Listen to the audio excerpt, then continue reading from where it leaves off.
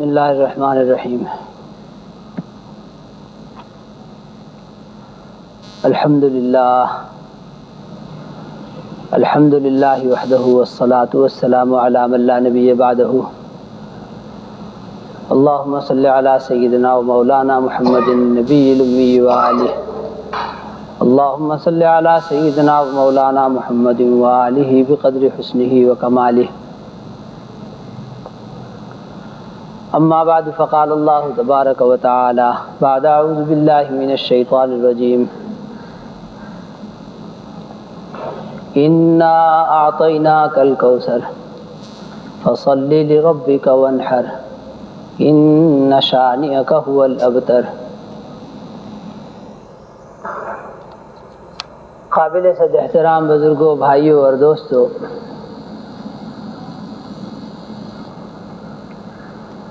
جیسا کہ میں نے گزشتہ جمعہ بات عرض کی تھی، یہ ایام اللہ کے نزدیک بہت برکت والے دن ہیں اور بہت برکت والی، عظمت والی راتیں ہیں۔ اس عشرے کی بڑائی کی، برکت کی، عظمت کی حق تعالی شانہ نے قسم کھائی ہے۔ اللہ کے نزدیک یہ عشرہ ایسا برکت والا عشرہ ہے۔ جناب رسول اللہ صلی اللہ علیہ وسلم کا ارشاد ہے اسی عشرے کے بارے میں کہ اس عشرے میں آدمی کی جو نیکی ہے، فرض ہے، واجب ہے، نفل ہے، صدقہ ہے، روزہ ہے، تلاوت ہے، ذکر ہے، غرضے کے جو بھی کچھ، جو اللہ اسے توفیق عطا فرمائے، فرمایا کہ ان دنوں میں اس عشرے میں کی گئی نیکی سو ان اعمال کے برابر جو اس عشرے میں کیے گئے، فرمایا کوئی عمل ان کی برابری نہیں کر سکتا۔ سال بھر میں کیے گئے دوسرے اعمال میں سے کوئی عمل ان اعمال کی برابری نہیں کر سکتا جو اس عشرے میں کیے گئے۔ حضرات صحابہ کرام رضوان اللہ علیہم اجمعین نے کہ وہ حریص تھے نیکیوں کے معاملے میں، اجر و ثواب کے معاملے میں اور حق تعالی شانہ کی رضا اور قرب حاصل کرنے کے معاملے میں۔ ان کی حرص آخری درجے کی حرص اور آخری درجے پہ پہنچی ہوئی تھی کہ زمین نے ان جیسا اللہ کے معاملے میں حریص اس زمین و آسمان نے نہ ان سے پہلے کبھی کوئی دیکھا نہ ان کے بعد۔ سوال کیا کہ یا رسول اللہ، ہم نے آپ سے جہاد کے بہت فضائل سنے ہیں، ہم نے آپ سے جہاد کے بہت فضائل سنے ہیں، تو کیا جو ان دنوں کے اعمال کی برابری وہ جہاد بھی نہیں کر سکتا جو ہم نے ان دنوں کے علاوہ دنوں کے اندر کیا ہے؟ یعنی جہاد اتنا بڑا عمل دین میں، اگر وہ عمل بھی کریں تو کیا جہاد ان دنوں میں کیے گئے عمل کی برابری کر سکتا ہے؟ تو جناب رسول اللہ صلی اللہ علیہ وسلم نے اس کے جواب میں فرمایا کہ سنو، ان دنوں کے اعمال کے مقابلے میں، ان دنوں میں کی گئی نیکیوں کے مقابلے میں جہاد بھی برابر نہیں ہو سکتا، ما سوائے اس آدمی کے جو اپنے مال اور اپنے جان کے ساتھ نکلا، وَلَمْ يَرْجِعْ مِنْ ذَلِكَ بِشَيْءٍ، اور پھر ان دونوں میں سے کسی کو بھی واپس نہیں لایا۔ یعنی مال بھی اللہ کی راہ میں لٹا دیا اور جان بھی اللہ کی راہ میں لگا دی، وہ آدمی تو بڑھ گیا یقیناً، جو شہید ہو گیا وہ بڑھ گیا۔ اس کے علاوہ ان دنوں میں کی گئی نیکی کے مقابلے میں اور دنوں میں کیا ہوا جہاد، فرمایا جہاد بھی برابری نہیں کر سکتا۔ حالانکہ جہاد ہاں زمین پر اللہ کے دین کے قیام کا ایک بڑا ذریعہ ہے، اور جب تک قائم رہا جہاد کا عمل، زندہ رہا، قائم رہا، اس دین کو اور دین والوں کو عزت حاصل رہی۔ اور جب سے یہ عمل متروک ہوا، چھوٹ گیا، یا یوں کہیے کہ سازشوں کے ذریعے سے زبردستی سے چھڑا دیا گیا اور اس امت کے دلوں سے اس کی عظمت اور وقعت نکال دی گئی، عظمت وقت چھوڑیے، اللہ کی پناہ، اللہ کی پناہ، ایمان کی سلامتی مانگنی چاہیے ان لوگوں کو، لوگ اس کی ضرورت سے انکاری ہیں، والعیاذ باللہ ثم والعیاذ باللہ، حالانکہ وہ ہمارے دین کا حصہ ہے، ہمارے ایمان کا حصہ ہے، اور نبی پاک صلی اللہ علیہ وسلم کی زندگی اس کے بغیر مکمل نہیں ہوتی۔ تو حیات طیبہ کے مطالعے میں کیا جہاد کے حصوں کو تم چھوڑ دو گے؟ جبکہ کوئی زندہ قوم، زندہ امت، دیندار امت جو اپنے نبی کے دین پر ہو، وہ اپنے نبی کی زندگی کا ایک بڑا حصہ جہاد میں گزرا ہے۔ اجی ایک لمحے سے دستبردار ہونے کے لیے تیار نہیں ہوتی وہ امت کہ جناب رسول اللہ صلی اللہ علیہ وسلم نے اگر کوئی عمل، کسی چیز میں ان کی مشغولیت اور مصروفیت ایک لمحے بھر کو بھی رہی ہے تو وہ ہمارے لیے حجت ہے اور ہمارے دین کا وہ حصہ ہے اور ہم اس سے دستبردار نہیں ہو سکتے۔ یہ کیسی بات کہ جناب رسول اللہ صلی اللہ علیہ وسلم اور ان کے اصحاب، ان کی زندگی کے قیمتی دن، قیمتی راتیں، قیمتی اموال اور قیمتی ساتھی، اور ایک دفعہ نہیں، متعدد دفعہ اپنی موجودگی میں شہید کیے گئے اور کرائے گئے، اپنے ہاتھوں سے دفنائے، خود میدان جہاد میں تشریف لے گئے، اور یہ بدبخت ہمیں سبق پڑھاتے ہیں کہ تم اس سے دستبردار ہو جاؤ۔ قرآن مجید وہ جہاد کے ذکر اور تذکرے کے بغیر مکمل نہیں ہے۔ جہاد کے انکار کے معنی یہ ہوں گے کہ گویا قرآن مجید میں جہاد سے متعلقہ جتنی آیات ہیں ان کا انکار کر دیا جائے، والعیاذ باللہ، اور قرآن مجید کے ایک لفظ کا انکار بھی ویسے ہی کفر ہے جیسے پورے قرآن مجید کا انکار کفر ہے۔ اس کے ہر لفظ پر ایمان لانا واجب ہے، ضروری ہے۔ خیر، عرض کر رہا تھا، جہاد پر بات آئی۔ اصل میں بات یہ ہے میرے دوستو، جہاد کے بغیر یہودی کی کھوپڑی سیدھی نہیں رہ سکتی کبھی بھی، یاد رکھو۔ جب تک مسلمان کے ہاتھ میں تلوار نہیں ہوگی اور اس کے ہاتھ میں ہتھوڑا نہیں ہوگا یہودی کی کھوپڑی سیدھی رکھنے کے لیے، اس روئے زمین پر غلط جو فصل پیدا ہوتی ہے وہ یہودی ہے۔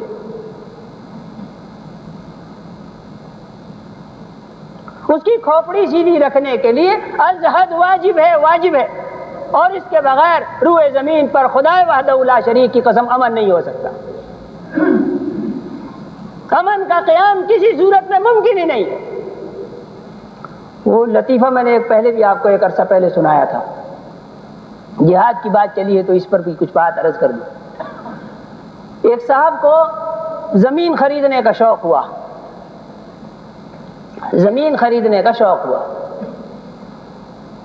وہ جیسے زمینوں کی خریداری میں بھی ایک زمانے میں پھرا ہوں،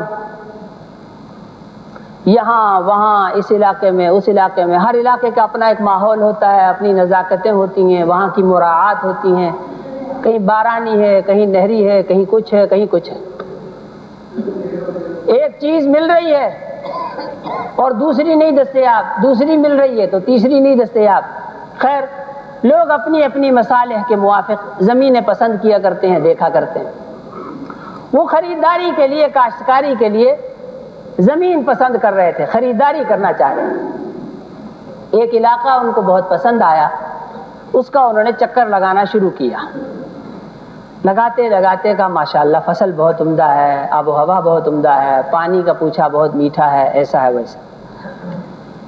وہاں کے ایک رہائشی مزارع کے پاس کھڑے ہوئے، جو مزارع بھی تھا اور چوکیدار بھی تھا۔ اللہ کی شان بہت زیادہ مسلح، ایک اس نے بڑا سارا ہتھیار بھی لگایا ہوا، چھوٹا ہتھیار بھی لگایا ہوا، اور کوئی چاقو خنجر بھی لگایا ہوا۔ اس کی حالت حیرت۔ اس سے پوچھا کہ ہاں بھائی، میں یہاں زمین خریدنا چاہتا ہوں، کیسے احوال ہے؟ اس نے بتایا کہ صاحب بہت عمدہ، موسم بہت مناسب، پانی بہت عمدہ، یہ مناسب، یہ مناسب، یہ مناسب۔ غرضے کو اس نے 10 چیار 6 چیزیں جتنی اسے معلوم تھی خوب اس نے بتائیں، اور یہ بھی بتایا کہ یہاں امن بہت ہے، یہاں امن بہت ہے۔ باقی سب چیزیں تو خیر وہ خود بھی مشاہدہ کر چکے تھے، یہ جو بات اس نے کہی کہ امن بہت ہے، تو اس کے ذہن میں ایک سوال کھٹکا، پوچھنے والے کے ذہن میں۔ اس نے یوں کہا کہ یہ جو آپ نے بات کہی 10ویں بات، باقی سب باتیں تو میں مشاہدہ کر چکا ہوں، یہ 10ویں بات جو آپ نے کہی کہ یہاں امن بہت ہے، اس پر تھوڑا سا اشکال ہو رہا ہے۔ میں نے کہا کیا اشکال ہے آپ کو؟ اس نے کہا اگر امن بہت ہے تو آپ کے یہاں اتنا زیادہ یہ مسلح ہونے کے کیا معنی ہے؟ یہ 2 3 4 سلاح جو آپ نے ساتھ لگا رکھے ہیں، یہ تو دلیل ہے گویا بدامنی کی۔ اس سے تو ایسا معلوم ہوتا ہے کہ یہاں چوری کا، ڈاکے کا، فلاں کا ہر طرح کا خطرہ اندیش ہے۔ اگر نہیں ہوتا تو آپ اتنے زیادہ مسلح کیوں نظر آتے؟ اوہو، اس نے کہا بھولے آدمی ہو دوست، بھولے ہو۔ اس نے کہا وہ جو میں نے امن کی بات کہی، امن ہے فی الواقع، اور در حقیقت اسی وجہ سے تو امن ہے کہ میں یہاں مسلح کھڑا ہوں، کسی کو جرأت نہیں ہے۔ اور اگر میں یوں نہتھا کھڑا ہو جاؤں تو یہاں کئی چور اچکے اگ کھڑے ہوں گے، کئی چور اچکے اگ کھڑے ہوں گے۔ میرے محترم دوستوں اور بزرگوں، اپنی دینداری پر رہنے کے لیے اور عزت کے ساتھ عزت و آبرو کے ساتھ اپنے دین پر عمل کرنے کے لیے ضروری ہے کہ ہر مسلمان مسلح ہو۔ کیا عرض کیا؟ ہر مسلمان مسلح ہو، ڈنکے کی چوٹ پر کہتا ہوں، اور یہ کہ یہ جناب رسول اللہ صلی اللہ علیہ وسلم کی سنت ہے۔ ایک پہلو جناب رسول اللہ صلی اللہ علیہ وسلم کی حیات طیبہ کا وہ ہے جو عموماً مجموع میں بیان کیا جاتا ہے، وہ یہ کہ جناب رسول اللہ صلی اللہ علیہ وسلم کی جس رات وفات ہوئی اس رات میں پڑوس سے تیل ادھار لے کر چراغ جلایا گیا تھا۔ چراغ جلانے کے لیے گھر میں تیل نہیں تھا، پڑوس سے ادھار مانگا گیا تھا۔ ایک پہلو، ایک جھلک زندگی کی یہ ہے، اور اسی کے ساتھ دوسرا حصہ یہ ہے کہ انتقال کے بعد جو اثاثہ جات جناب رسول اللہ صلی اللہ علیہ وسلم کے گھر سے برآمد ہوئے، ان اثاثہ جات میں بڑی مقدار اسلحہ تھا۔ کیا عرض کیا؟ بڑی مقدار اسلحہ تھا، کئی سلاح، کئی ہتھیار، اس زمانے کے مروجہ، جدید ترین اور عمدہ ترین۔ میرے محترم دوستوں اور بزرگوں، میں نے عرض کی بات کہ ہر وہ شخص جو اپنے دل میں زندہ ایمان رکھتا ہے، وہ اپنے نبی پاک صلی اللہ علیہ وسلم کی حیات طیبہ کے کسی ایک چھوٹے سے حصے سے دستبردار نہیں ہو سکتا، بقائمی ہوش و حواس اور بقائمی ایمان و اسلام۔ ہمارے نبی کی زندگی کا قیمتی حصہ ہے، وہ قیمتی متاع ہے۔ حدیث سنائی تھی آپ کو قربانی ان ایام کی فضیلت پر۔ صحابہ نے عرض کیا ولل جہاد فی سبیل اللہ یا رسول اللہ، کہ ان ایام میں کی گئی نیکی کے برابر وہ جہاد بھی نہیں ہو سکتا جو ہم نے ان دنوں کے علاوہ کیا۔ فرمایا کہ نہیں، جہاد بھی نہیں ہو سکتا ماں سوائے اس کے کہ جو آدمی جان اور مال کے ساتھ نکلا اور دونوں ہی اللہ نے اس سے قبول فرما لی، وہ آدمی تو آگے بڑھ گیا، اس کے علاوہ نہیں۔ ایک اور حدیث سنا دوں آپ کو۔ جناب رسول اللہ صلی اللہ علیہ وسلم کا ارشاد انہی دنوں کے بارے میں، میرے دوستوں، انہی دنوں کے بارے میں، خصوصیت کے ساتھ یوم عرفہ، وہ حدیث جو پچھلی دفعہ سنائی تھی وہ بھی دہرا دوں۔ جناب رسول اللہ صلی اللہ علیہ وسلم کا ارشاد فرمایا کہ ہر دن کا روزہ، یکم ذی الحجہ سے لے کر 9ویں تک یا 8ویں تک کہہ لیجئے، 9ویں کی الگ فضیلت ہے، یہ 8 دن پہلے جو گزر رہے ہیں، اس میں فرمایا کہ ہر دن کا روزہ 1 سال کے روزوں کے برابر ہے، 1 سال کے روزوں کے برابر ہے، اور ہر رات کی عبادت لیلۃ القدر کی عبادت کے برابر ہے۔ یہی راتیں جن میں سے ہم گزر رہے ہیں، ایک ایک رات قیمتی، ایک ایک دن قیمتی۔ نویں ذی الحجہ، آخری یوم عرفہ یا یوم حج، اس کے بارے میں فرمایا کہ یوم عرفہ 9ویں کا روزہ، فرمایا 9ویں تاریخ کا روزہ، اس سے 1 سال کے گزشتہ گناہ معاف ہوں گے اور 1 سال کے آئندہ گناہ معاف ہو جائیں گے۔ 1 سال کے گزشتہ اور 1 سال کے آئندہ گناہ معاف ہو جائیں گے۔ اسی یوم عرفہ کے متعلق ہی جناب رسول اللہ صلی اللہ علیہ وسلم کا ارشاد فرمایا کہ جس آدمی کے دل میں ایک ذرے کی بقدر بھی ایمان ہے، ایک ذرے کی بقدر بھی ایمان ہے، حق تعالی شانہ عرفہ کے دن اس کی بھی مغفرت فرماتے ہیں، اس کی بھی مغفرت فرما دیتے ہیں۔ حضرات صحابہ کرام رضوان اللہ علیہ اجمعین نے سوال کیا، یا رسول اللہ یہ مغفرت خاص ہے ان لوگوں کے لیے جو میدان عرفات میں جمع ہوں، جو وہاں حج کے لیے جمع ہیں، یہ صرف حاجیوں کی مغفرت کی بات آپ فرما رہے ہیں یا سب مسلمانوں کے لیے روئے زمین پر پھیلے ہوئے؟ فرمایا کہ یہ للناس عامہ، جہاں کہیں بھی کوئی مغفرت کا طالب ہے اور ایمان ذرے کی بقدر اس کے اندر موجود ہے، حق تعالی شانہ عرفے کے دن اس کی مغفرت فرماتے ہیں۔ یوم عرفہ یوم مغفرت، یوم عرفہ یوم مغفرت ہے، اور اللہ کے ہاں مغفرت عامہ، مغفرت عامہ، مغفرت تامہ۔ بات ہے میرے دوستو طلب کی، بات ہے طلب کی، جس میں طلب اور طالب کس چیز کا ہو آدمی، جو اصلی لوگ ہوتے ہیں نا، اصلی لوگ ہوں، معاف کرنا کسی کو کچھ کہتا نہیں میرے دوستو، اس لیے غصہ نہ کیا کرو۔ مثال کی بات عرض کرتا ہوں سر، جو اصلی آدمی ہو وہ اصلی چیز کی تلاش میں ہوتے ہیں، اور ایک وہ بندے ہوتے ہیں گزر گزارا ٹائپ، گزر گزارا ٹائپ۔ بعض اوقات دکاندار از خود سے ان کو آفر کراتے ہیں کہ جی وہ اس میں آپ کو اصلی والی دکھاؤں، اس چیز میں آپ کو اصلی والی دکھاؤں، جاپان والی، تو وہ دیکھے بغیر ہی یوں کہتا ہے وہ یار چھوڑ اس کو، اصلی والی چھوڑ، مہنگی ہوگی بہت زیادہ، اور یوں ہی کوئی یہاں والی نہیں ہے، ہماری لوکل میڈ نہیں ہے کوئی چیز تیرے پاس، بس صرف کام چلانا ہے یار، کام چلانا ہے، یوں ہی کوئی دے دے، تو وہ یوں ہی سی کوئی چیزیں 2-3 اس کے سامنے رکھ دیتا ہے کہ صاحب یہ فیصل آباد کی بنی ہوئی ہے، کراچی کی بنی ہوئی ہے، ہانگ کانگ کی بنی ہوئی ہے، چائنا کی بنی ہوئی، اور یہ اس سے اوپر جاپان کی اور فلاں کی بنی ہوئی، اور اسی اعتبار سے قیمتوں میں فرق۔ عرض یہ کر رہا تھا کہ اصلی بندے اصلی چیزوں کی تلاش میں ہوتے ہیں، اور بعد بندے اللہ کی پناہ، وہ بار بار جو اصلی بندے ہوں نا، وہ بار بار پوچھتے ہیں وکیل صاحب سے، تحصیلدار سے، پٹواری سے، وہ یار یہ کاغذ اصلی ہے نا، تصدیق کر لی اصلی ہے نا، 2 نمبر تو نہیں ہے کہیں؟ بار بار یہاں سے وہاں سے، یار اس کو ذرا وہاں ٹیلی کر لینا، اس کو ذرا پھر وہاں بھی دکھا لینا، اس سے بھی یہ ٹیسٹ کروا لینا، اصلی ہے نا، 1 نمبر ہے نا، 2 نمبر تو نہیں۔ خیر یہ چند لوگ ہوں گے، اللہ کی پناہ، اور بہت سارے لوگ نکلتے ہی 2 نمبر کاغذات کی تلاش میں ہیں،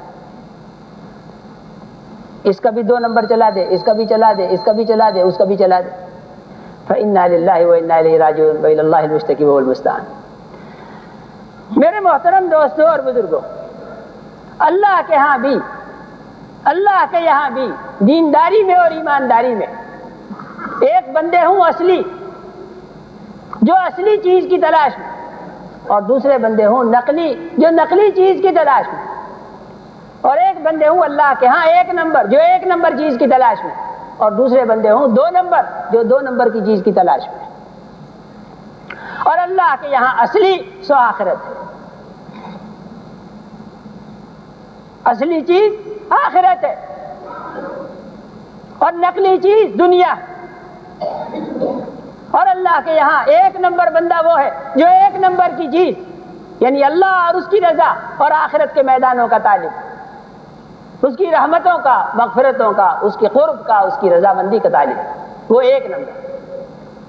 اور دو نمبر بندے وہ جو دنیا میں یوں ہی یہ کھیلنے میلنے کے سامان، دنیا فانی، اس کے سامان فانی، اس کی لذتیں فانی، اس کے عیش اور آرام فانی۔ کتنے ہی لوگ جن کو یہ کھیلنے کودنے کی چیزیں بہت میسر تھی، پھر وہ چیزیں، وہ ابھی زندہ تھے کہ چیزیں ان سے ہٹا دی گئی، چھین لی گئی۔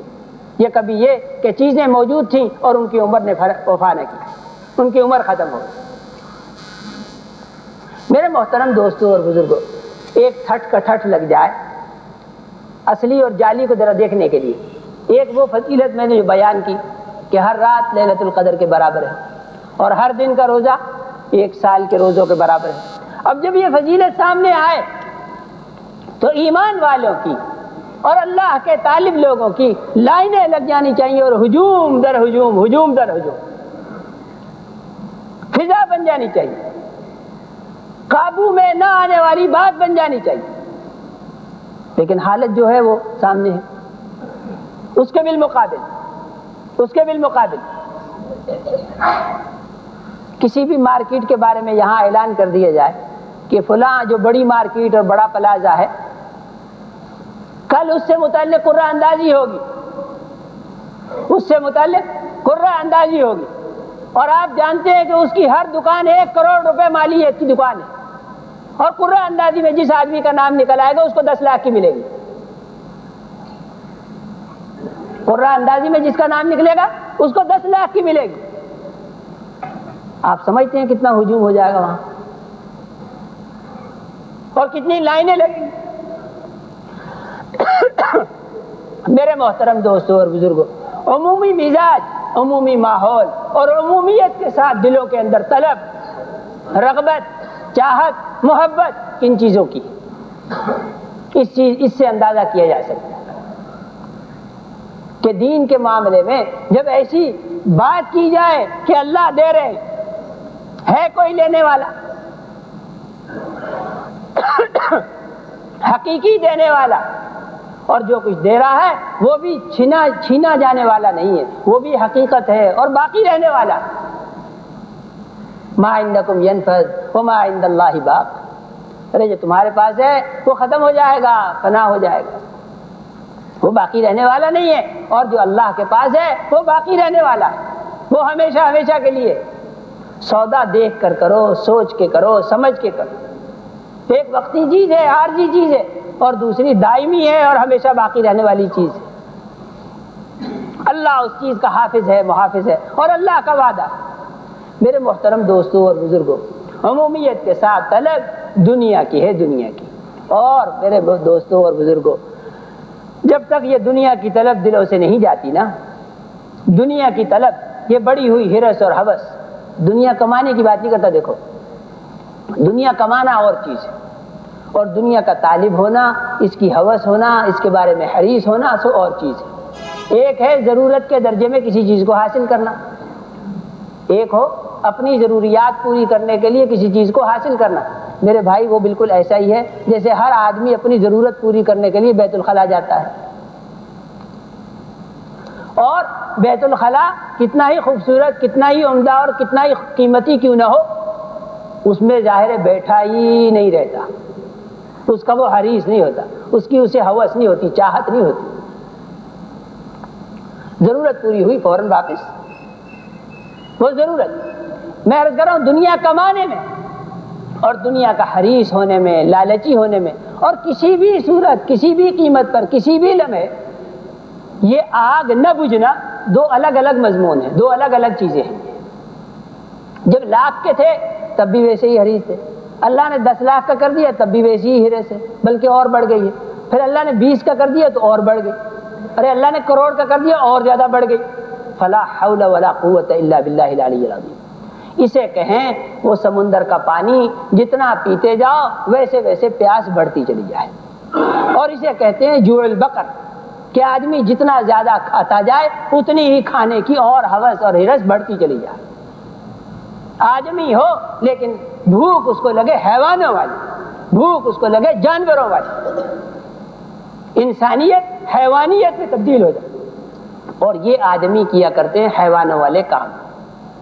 شکل صورت انسانوں والی ہوتی ہے لیکن کام کیا کرتے ہیں حیوانوں والے، اس لیے کہ وہ صفت رکھتے ہیں جامع، ایک بڑی صفت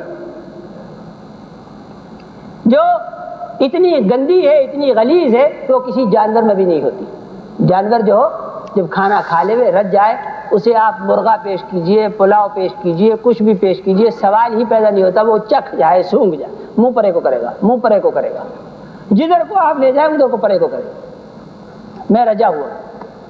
لیکن اللہ کی شان، اللہ کی پناہ، جب اس میں یہ حرص اور ہوس پیدا ہو جاتی ہے نا تو پھر یہ کبھی رجتا ہی نہیں ہے. میرے دوست عرض کر رہا تھا دنیا کی طلب، دنیا کی طلب جب تک ہوتی ہے نا میرے دوستو، حق تعالی شانہ دین نہیں عطا فرماتے، اپنی رضا نہیں ملتی، اپنی رضا نہیں عطا فرماتے. حق تعالی شانہ نور دے دیں دل کے اندر، ایمان کا نور، علم کا نور، عمل کا نور، اپنا خوف، اپنی خشیت، اپنی محبت اور اپنے دین کے معاملے میں طلب. سو میرے دوستو ان لوگوں کو جو اپنے دل کو، اپنے قلوب کو دنیا کی محبت سے پاک کریں. دنیا محبت کرنے کی چیز نہیں ہے، ضرورت پوری کرنے کی چیز ضرور ہے. وہ جیسے بیت الخلاء کی بات میں نے عرض کی، رہنے کی جگہ نہیں ہے، ضرورت پوری کرنے سے انکار نہیں ہے، ضرورت پوری کرنے کی جگہ ہے. میرے محترم دوستوں اور بزرگوں، ہر آدمی کو اس بارے میں فکر مند ہونا چاہیے اور حریص ہونا چاہیے. یہ جو کچھ قلبی حالت ہے نا میرے دوستو، میری یا آپ کی یا کسی کی بھی، اسی قلبی حالت کے ساتھ ہی کسی بھی وقت دنیا سے رخصت ہونا ہے. ہر آدمی اس بات پہ غور کرے کہ واقعی کیا یہ دل ایسی حالت میں ہے کہ اس حالت میں اللہ کے سامنے اگر پیش ہو جاؤں تو شرمندگی تو نہیں ہوگی. اس منہ کے ساتھ، اس شکل کے ساتھ، ان خیالات کے ساتھ، ان جذبات کے ساتھ، ان خواہشات کے ساتھ میں اپنے رب کے سامنے اگر پیش ہو جاؤں تو شرمندہ تو نہیں ہوں گا. میرے محترم دوستو، جن خیالات کے ساتھ اور جن چاہتوں کے ساتھ آدمی زندہ رہا کرتا ہے انہی چاہتوں پہ مرا کرتا ہے. مرنے کے عین لمحے میں دعا کرنا تو آسان ہے، دعا کرے جی اللہ، یا اللہ پاک خاتمہ ایمان پر نصیب فرما. خاتمہ ایمان، بس خاتمہ ایمان پر دعا ضرور کرنی چاہیے، طلب ضرور کرنا چاہیے، لیکن اس کے موافق محنت بھی تو کرنی چاہیے. جو آدمی ایمان کی محنت کرے گا اور ایمان کی طلب میں لگے گا وہی آخر میں ایمان پر مرے گا انشاءاللہ تعالی. اور کام سارے وہ، اور آخر میں بالکل یوں گاڑی گھوم جائے کہ ساری زندگی کام دوسرے اور فلان ناقابل تذکرہ، اور یہ کہ جناب خاتمہ اس کا ایک دم ایمان پر ہو جائے. میرے محترم دوستوں اور بزرگوں، عموماً یہ سنت اللہ نہیں ہے، اللہ کا یہ قاعدہ نہیں ہے، اللہ کا یہ دستور نہیں ہے. طالب ہونا چاہیے کہ اللہ کرے کہ ہمارے دلوں کے اندر دین کی اور دینی کاموں کی رغبت ہو، اللہ کی ذات عالی سے محبت ہو، اللہ کی رضا کے اور اس کی خوشی کے ہم لوگ طالب ہوں ہر آن اور ہر گھڑی، اور یہ کہ یہ طلب ساری چیزوں پر غالب ہو. اللہ جل شانہ مجھے آپ کو سب کو عمل کی توفیق عطا فرمائے.